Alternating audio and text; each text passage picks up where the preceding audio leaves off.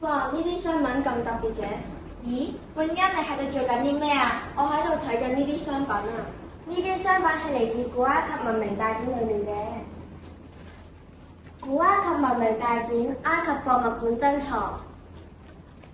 古埃及文明大展，埃及博物館珍藏，係香港歷來規模最大、內容最全面嘅古埃及文物珍寶展。展覽匯聚咗250件嚟自7間埃及重要博物館同薩卡拉考古遺址嘅古埃及瑰寶，包括雕像、石碑、金器、木乃伊棺同動物木乃伊等。展覽將結合數碼技術，以生動有趣嘅方式展示近5000年古埃及文明輝煌嘅成就。展覽分為法老的國度、圖坦卡門的世界、薩卡拉的秘密同古埃及與世界4大單元。古埃及文明大展4大單元：一、法老的國度，新萊塞爾特一世巨像位於入口處。人形棺上面嘅雕刻非常細緻。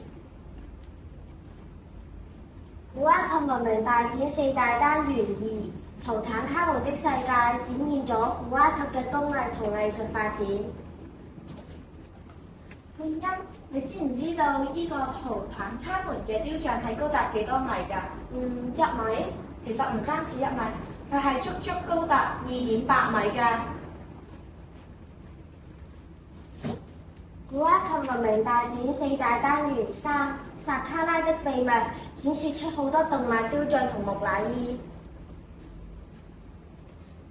4大單元4、古埃及與世界展示咗古埃及與世界交流之後嘅藝術發展。永欣，你知唔知呢啲貓雕像同河馬雕像會變成啲咩周邊商品啊？會唔會係鎖匙扣啊？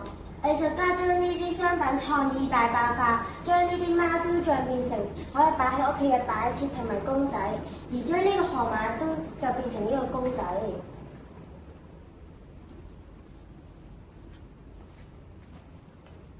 永欣，咁你又知唔知道呢啲人形棺會變成啲咩啊？會唔會又係鎖匙扣啊？冇錯，佢哋會變成得意嘅人形棺鎖匙扣。